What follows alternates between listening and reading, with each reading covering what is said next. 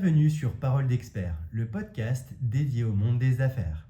Dans ce podcast, nous allons à la rencontre de penseurs et acteurs clés du monde entrepreneurial. Que votre objectif soit de développer, transmettre ou revitaliser votre entreprise, ce podcast est votre allié. Alors prêt à découvrir les secrets des meilleurs? Restez avec nous, c'est parti.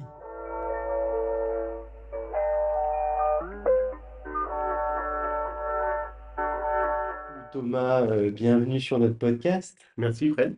Alors, on est ici pour parler un peu de la profession de banque, de la profession de notaire et surtout des avantages que des conseils avisés d'un professionnel peuvent apporter à nos dirigeants de PME, parce Mhm. que le but de cette chaîne et de cette première saison, c'est de donner un maximum de valeur aux gens qui nous écoutent et qui nous regardent. Mhm. Et je pense que c'est pertinent de dire à nos clients et dirigeants que le notaire est là aussi pour les accompagner. Alors, on a fait quelques interviews avec des avocats, avec des promoteurs immobiliers, avec des gens qui travaillent sur les devises. Donc, Mhm. on essaie de couvrir quand même beaucoup de sujets. Mhm.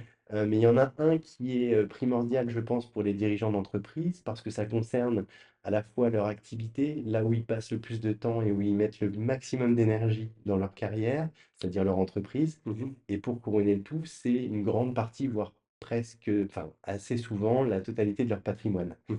Et donc, je pense qu'un notaire, qui est quand même le conseil de la famille, est là aussi pour aider à la transmission éventuellement d'une entreprise, Mhm. dans un cadre bien particulier, mais tu vas nous en parler. Et avant toute chose, si tu peux nous dire qui tu es et de où tu parles pour qu'on puisse te situer, Thomas. Très bien. Alors je présente donc Thomas Vogel, je suis donc notaire. Mhm. Ça fait à peu près 15 ans que j'exerce cette profession. Je suis associé depuis maintenant un peu plus de 3 ans, notaire anti depuis maintenant à peu près 7 ans. J'exerce sur la commune de Tourcoing, Mhm. centre-ville, depuis 8 ans, avec un associé et on est une structure d'à peu près une dizaine de personnes. Ok, alors souvent le notaire, on pense projet immobilier, on pense signature, compromis, vente, etc. Mais il y a un truc qui te passionne particulièrement toi, et c'est assez spécifique, c'est pour ça que ça nous concerne, et que j'ai voulu t'entendre sur le sujet, c'est le bac du trade. Oui, tout à fait. Alors ça, c'est effectivement un des aspects qui peut être amené à être traité par un notaire. Mhm. C'est effectivement la question que peut se poser un chef d'entreprise qui a développé effectivement son activité pendant toute sa vie et qui, au départ en retraite, se pose la question éventuellement de se dire que faire de cette entreprise, d'autant plus si on a un ou plusieurs enfants qui seront repreneurs. Mm. Il y a effectivement des choses à faire en amont, à l'effet effectivement de bénéficier d'un avantage fiscal qui est plus qu'attractif, à l'effet de transmettre, en limitant la pression fiscale justement aux enfants, la dite entreprise. Ok, super. Et alors, c'est pas la première fois qu'on parle de ce sujet-là. On t'a déjà fait intervenir auprès de nos Ouais. experts du réseau Diffinéo. Donc on se connaît bien. Et moi, ça m'avait vraiment marqué parce qu'à l'époque, tu nous avais déjà parlé de ce sujet du bac du trade parce qu'il est absolument indissociable de la gestion d'une entreprise dans sa durée. Et quand Mhm. on la transmet à la génération suivante, c'est crucial. Mhm. Tu avais pris un exemple chiffré qui était assez parlant Ouais. et la différence entre une transmission avec et sans, c'était absolument Bah, incroyable, il y quoi. a, il y a un gros gap, hein. Effectivement, il y a un gros delta parce que le pacte du trail, finalement, a pour intérêt d'être exonéré sur le calcul de la transmission à concurrence de 75% de sa valeur. Et donc, finalement, je vais généraliser, je ne vais pas rentrer dans le détail effectivement du montage, ce qui est un peu technique, Mm. mais de finalement considérer qu'on va réfléchir sur une fiscalité sur 25% de celle-ci. Donc, forcément, le gap est juste monstrueux. Ceci étant dit, c'est un montage qui est très particulier, qui amène à des réflexions qui sont un peu poussées. Il faut traiter le sujet au cas par cas. Ça dépend effectivement de l'entreprise, du souhait et des objectifs du dirigeant. Et au-delà de ça, c'est des engagements et des pactes qui doivent être pris en amont et également en aval sur une durée déterminée et un contrôle qui est de plus en plus poussé également là-dessus par l'administration fiscale. Il faut faire Mhm. vraiment attention là-dessus. Alors, j'ai bien entendu le caractère spécifique de chaque opération de transmission Mhm. avec ce fameux pack du trade. Néanmoins, je voudrais quand même qu'on retienne cette donnée.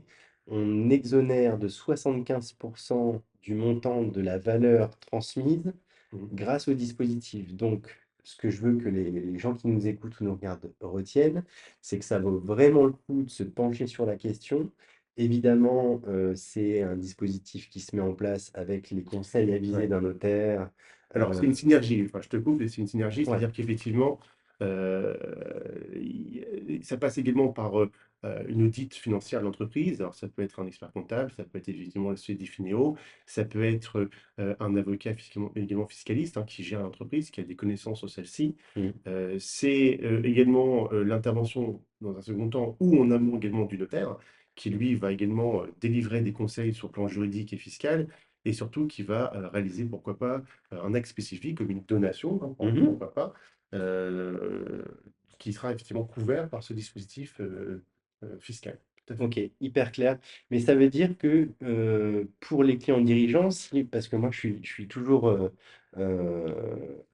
preneur de conseils et cetera, mais j'aime bien aussi qu'on pose des actes et l'acte à poser à mon avis, c'est de contacter un notaire, c'est de lui poser la question, c'est de s'interroger. Alors un notaire, il y en a qui en ont fait leur spécialité, Mmh ce mh. dispositif, Mmh. d'autres qui sont moins habitués, mais qui, Alors voilà. ouais, Est-ce que tu peux nous en ouais, parler de ça, de la alors position du c'est notaire ouais, mmh. sur les différents sujets pour prendre un peu de hauteur, même pour décrire un peu la profession? Alors, un notaire, en règle générale, c'est quelqu'un qui va accompagner, une personne, si j'ose dire, quasiment toute sa vie. C'est un peu le médecin social, en fait, de la population. C'est aussi le 1er pan, pour, toute personne qui souhaite avoir un accès au droit, et être informé sur, différents aspects qui sont propres à notre profession. Un notaire, essentiellement, va avoir vocation à traiter, des questions d'ordre de gestion patrimoniale sur le plan large. Mmh. Donc ça peut être effectivement l'acquisition d'une maison, l'optimisation d'un investissement locatif. Ça peut être également, un conseil sur un contrat de mariage en fonction des affinités, des futurs époux. Ça peut être également par la suite l'accompagnement des enfants, par une transmission via donation ou une optimisation fiscale sur la transmission de patrimoine et également, à la fin, on est sur un aspect assez large, le règlement de la succession, suite à un décès et l'accompagnement des héritiers, de manière générale, aussi bien sur le plan juridique que sur le plan fiscal. Ça, c'est la définition ou plutôt, le champ d'action, d'un notaire de manière générale. Mmh. Après, bah, certains notaires vont avoir des affinités, vont avoir effectivement, le souhait, de développer une appétence ou une compétence spécifique, et ça fait partie notamment du pacte Dutreil. Je il y a tous mes confrères ne vont pas traiter ce sujet Mmh. parce qu'ils n'ont peut-être pas l'affinité ou le souhait, et c'est encore une fois un domaine qui est très particulier dans la profession et qui n'est pas effectivement, travaillé ou traité par l'ensemble de mes confrères là-dessus. Mmh Voilà. mh. Alors, c'est vrai que dans la profession de notaire ou même celle d'avocat, il y a le métier dans sa globalité, ce fameux métier de généraliste et on est parfois reconnu pour une spécialité et c'est là Mmh. où on peut parler de particularité chez toi, Mmh. sur notamment ce dispositif-là. Néanmoins, insistons peut-être aussi dans ta profession sur le fait que faire appel à des gens comme toi, Mmh. ministère, officier Officiel, ministériel, il ministériel. faut des garanties. Effectivement, oui. Ça vaut le coup d'être précisé, je pense, On est d'accord, effectivement. Alors, un notaire délivre, rédige surtout ce qu'on appelle un acte authentique, hein, donc c'est un acte qui a une force exécutoire importante. C'est pas n'importe quel acte. mmh, Au-delà de ça, effectivement, tous nos actes, offrent une garantie sur le plan de la sécurité juridique, mais également, en cas de difficulté, une garantie, financière vis-à-vis de nos clients. Tout à fait, ouais. mmh. Donc ça, c'est On important engage de simplement le tout préciser. simplement notre responsabilité, professionnelle sur le plan civil et également sur le plan pénal. Voilà. OK, super. Alors, on a parlé de ton métier et de la profession de notaire dans sa globalité. On a parlé du dispositif Pacte Dutreil. Mmh mh. Est-ce que toi, dans ton métier, tu as peut-être des recommandations, des sujets, sur lesquels il faut être vigilant quand on est alors c'est toujours pareil, Chef on parle d'entreprise? à des chefs Ouais. d'entreprise, des choses à faire, des actes à poser. Encore une Mmh. fois, moi j'aime bien quand on passe à l'action parce que parler c'est bien, Mmh. conseiller c'est bien, Mmh. mais tant qu'on pose pas d'acte, en réalité, Ouais. on ne fait rien avancer. On va pas plus loin. Bah, moi, mon conseil essentiel, ce serait plutôt de se dire, il faut anticiper. C'est des questions qui s'anticipent. C'est pas, au départ de retraite qu'on se réveille, qu'on se dit: «Bah, tiens, qu'est-ce que je peux faire? Comment je peux optimiser effectivement la transmission et de mon patrimoine privé et de mon patrimoine professionnel?» C'est pas des sujets qui se traitent comme ça à la va-vite. C'est des sujets qui doivent se traiter en amont avec réflexion. Donc c'est plutôt l'anticipation, voilà.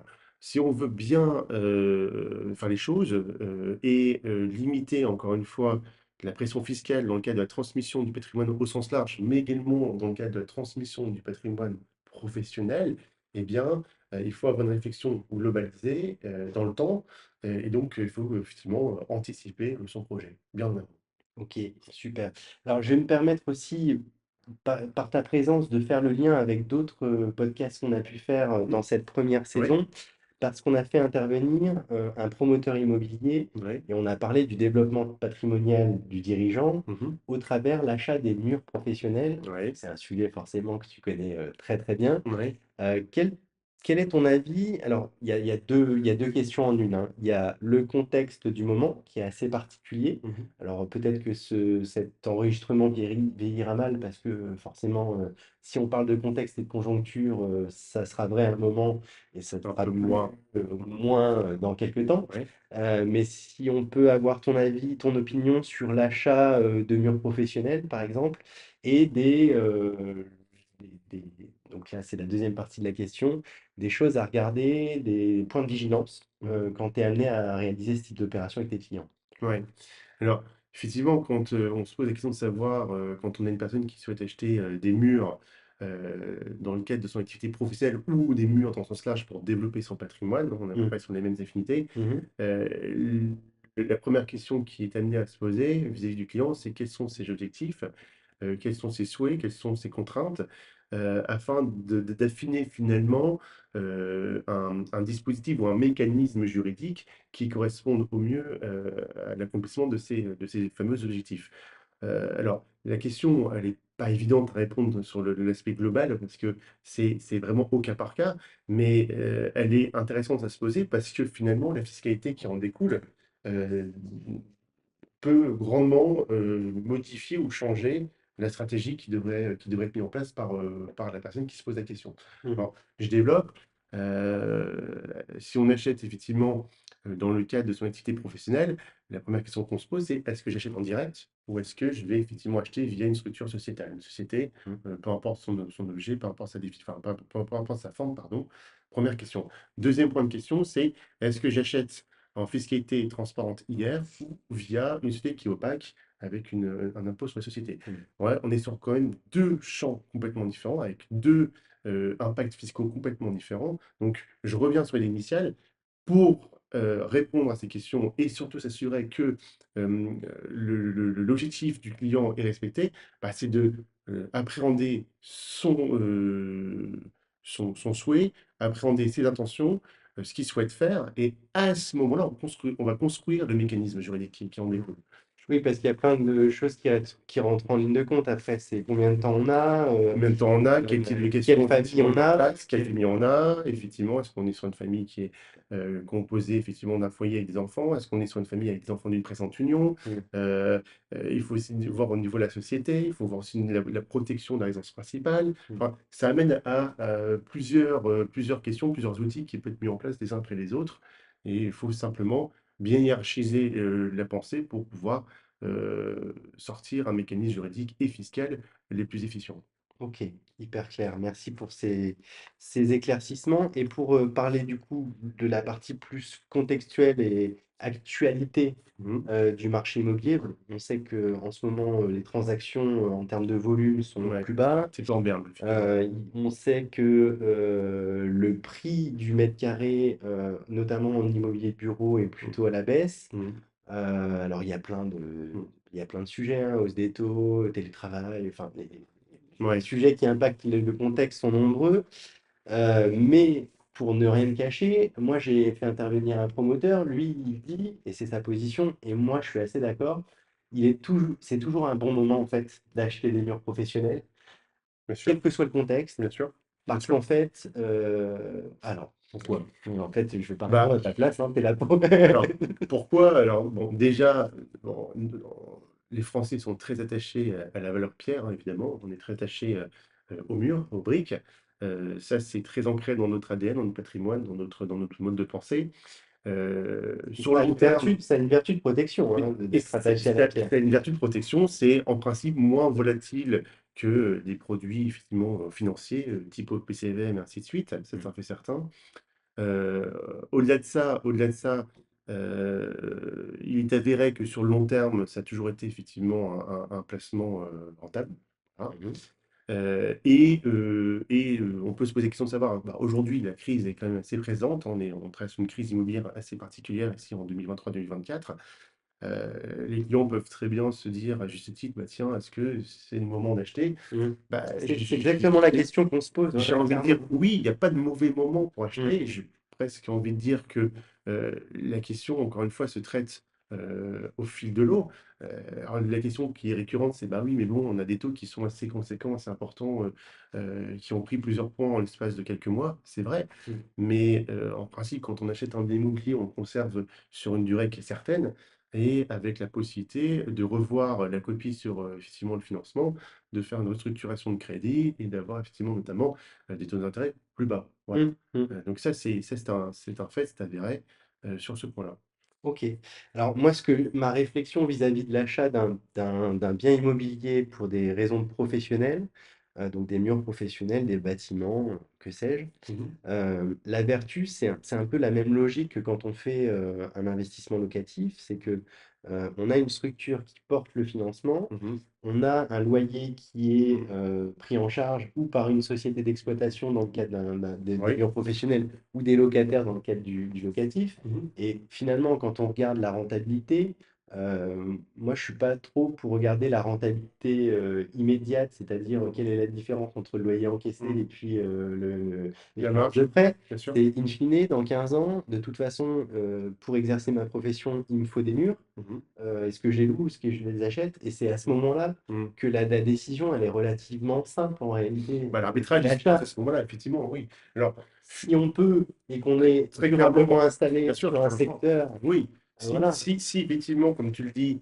l'activité elle est nécessaire, enfin, elle est nécessairement exercée dans un local, dans un entrepôt, dans une cellule commerciale ou autre et qu'elle est pérenne, qu'elle est stabilisée, très rapidement, on va se poser la question d'acheter finalement les murs Mmh. afin, bah, d'une part, d'optimiser finalement le fonctionnement de la société, mais au-delà de ça, de construire un patrimoine et également, quand c'est bien fait, bien pensé et bien calibré, bah, de faire, un cercle vertueux, sur le plan, de l'optimisation fiscale, patrimoniale, au sein de cette société. Oui. C'est ça. Et pour recoller au sujet initial, on parlait de transmission tout à l'heure. Mmh. On peut transmettre une entreprise sans transmettre les murs et Oui, s'assurer, tout à fait. des compléments de revenus, une fois qu'on a cédé l'entreprise à la L'entreprise, génération voilà, suivante. voilà. Moi, j'ai toujours envie de dire, vous vous posez la question d'acheter des murs, bah, si vous êtes là pour un moment, Autant les acheter. n'hésitez pas en Bien fait. sûr, Enfin, parce qu'à la fin, c'est finalement l'idée de se dire, bah, ils sont financés, c'était payé, c'est rentré effectivement en actifs immobilisés de la société, j'ai plus de charges locatives, effectivement, on demeure enfant. Voilà. c'est ça. Et pour les taux, je te rejoins. Alors je vais, juste apporter un peu de, mon expérience, moi, en tant Mmh. qu'ancien banquier, Mmh. Bien sûr. qui a eu, à accompagner des entrepreneurs et des patrons de PME. Effectivement, j'ai connu, au début de ma carrière des taux, professionnels qui étaient aux alentours des 6-7 points, Mmh mh. 7%. Ouais, c'est une cata Et puis quelques années plus tard, la baisse des taux faisant, ces mêmes clients sont revenus vers la banque en disant: «Bah, va falloir baisser les taux». Mmh. Clairement, on l'a fait, quoi, Mmh. hein. Bah oui, C'est ça où le crédit partait, bah, hein. c'est l'accompagnement du client jusqu'au bout, Donc, hein. parce que, il y a toujours un débat, taux fixe, taux variable. Bon, il faut savoir que le marché français, c'est essentiellement du taux fixe, Fixe. hein, Mmh. mais en fait, il est variable que dans un sens, c'est-à-dire à la baisse, Ouais, chez tout à nous. fait, exactement. Contrairement aux anglo-saxons. Et les Américains heu aussi. Puis oui, les Américains, Ouais, c'est et ça. tout à fait. Donc en fait, on a des taux variables en France, uniquement à la baisse. C'est Oui, magique, oui. mais parce qu'à un moment donné, quand, on va voir sa banque, on a souscrit un emprunt à 7, à 8, à 10 Mmh. et que les taux sont à 2, bah, en fait, on a du 2, hein. Oui, tout à Enfin, fait. faut Ouais, quand ouais.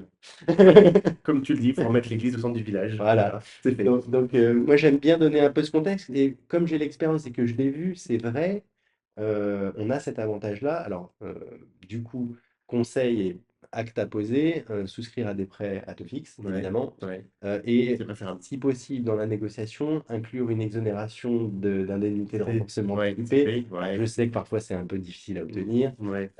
mais c'est moins difficile à Mais obtenir. il faut y penser à ça. Mais il faut y penser. Tout à Et fait. voilà. Et là, on est là pour donner de la valeur et des tips en fait à nos dirigeants parce Ouais. que le jour où on a besoin de renégocier son prêt, Mm. qu'est-ce qui va rentrer dans la balance? C'est le taux de l'emprunt mis en place, Oui. le taux du moment. Ouais. Ouais, sauf que si tu dois rembourser l'emprunt pour Ouais. aller ailleurs, Les tu frais dois d'acquisition. voilà. Qui Tu peut dois te- périner le Voilà. bénéfice financier. Exactement. Donc ça, c'est toujours une bonne idée. Ou alors, s'il n'y a pas de négociation à zéro possible, se donner un délai. On peut demander des actes sur mesure dans les banques, il faut le savoir, en disant il n'y a pas d'IRA à compter de la 7e année. Par exemple. Oui, c'est ça. Parce que les Alors, banquiers IRA, regardent leur taux de remboursement anticipé, oui. Voilà, c'est ça. Alors c'est souvent ça.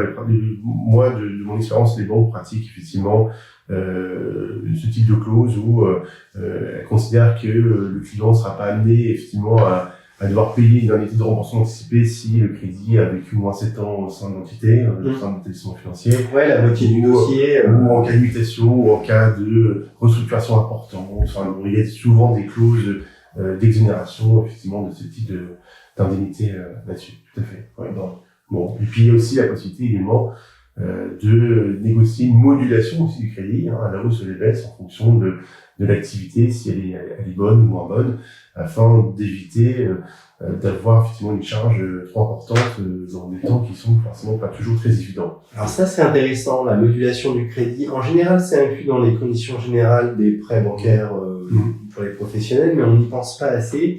Et c'est vrai que pour réduire le coût d'un emprunt, il y a deux solutions. C'est baisser le taux, mais ça, on fait avec son marché. Et puis, il y a réduire la durée. Et ça, mécaniquement, en réduisant la durée à taux égal, de toute façon, il y a une économie qui est significative.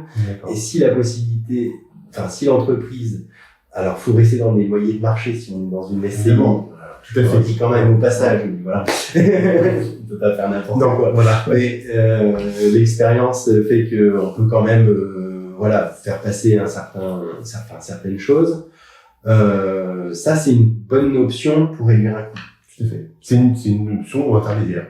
Et créer de la charge supplémentaire et donc réduire l'assiette taxable aussi des bénéfices accessoirement. Voilà. Ça, tu développeras, je suppose. Oui, si on a une audience qui apprécie notre contenu, nos intervenants, et que on a des questions, des commentaires qui sont sympas et qui nous emmènent plus loin, évidemment, on pourra développer. Positif. Ouais, c'est ça. Retour ou questionnement. En tout cas, nous, notre but, c'est de donner de la valeur. Encore une fois, je te le dis.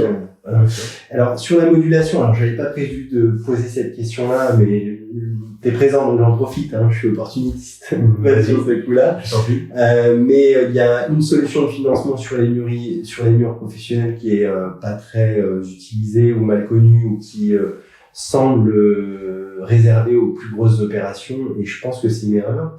Le crédit bail immobilier, toi, qu'est-ce que tu en penses en tant que... Alors, avec l'expérience, tu as vu les dossiers mis en place, tu as vu les dossiers vivre, tu as vu les dossiers se dénouer. Tu as un avis là-dessus, avant que j'invite un crédit bailleur immobilier pour parler du sujet? J'en ai plusieurs des avis, mais bon, c'est compliqué comme sujet, comme sujet le crédit bail, c'est quand même très technique, très particulier. Oui, c'est vrai que je suis d'accord avec toi, on rencontre ce type de montage dans des gros dossiers, effectivement. Alors, on rappelle à peu près le mécanisme, en fait, c'est une personne qui est donc chef d'entreprise, qui a besoin de financer ses locaux, son local d'activité. On est sur souvent à 1, 2, voire plusieurs dizaines de millions d'euros là-dessus. Oui, à moins d'un million, on fait pas non, ça n'existe pas, donc c'est pour ça que je reprends tes propos, on voit ça sur déjà des sociétés qui sont assez lourdes sur le plan financier.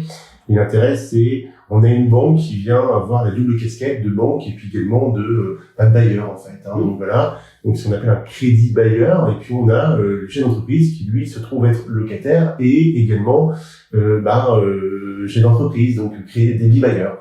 Et si tu veux, il y a effectivement une synergie entre ces deux entités. Il y a une durée qui doit être entre 10 et 15 ans, en général, sur le crédit bail. et il y a un loyer effectivement qui est versé. Ce loyer n'est pas à fond perdu, hein, ça c'est intéressant puisque finalement tous les mois ça permet d'amortir effectivement le crédit. Donc il ne faut pas voir le crédit bail comme une simple location en fait, hein. C'est encore une fois la double casquette de et je loue et je finance en même temps.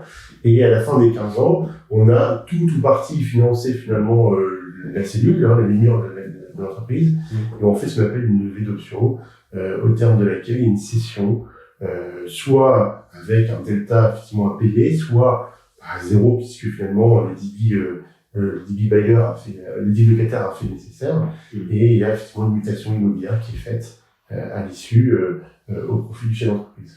Et toi, dans ton métier, tu as vu des dossiers se dénouer, tu as vu des dossiers oui, bien sûr, se dérouler. En général, ça se passe plutôt bien. Ouais. Il y a effectivement une synergie entre le notaire du crédit bailleur, puis on a le notaire effectivement qui vend. Bon, déjà, ça c'est nous quand le chef d'entreprise veut vendre ses murs, forcément ça se passe comme ça, ou on fait un crédit bail. Et puis notaire repreneur, oui, ça c'est pratique, il n'y a pas trop de difficultés, c'est plutôt bien encadré, il y a peu de soucis sur ce genre de montage. Ça marche, top.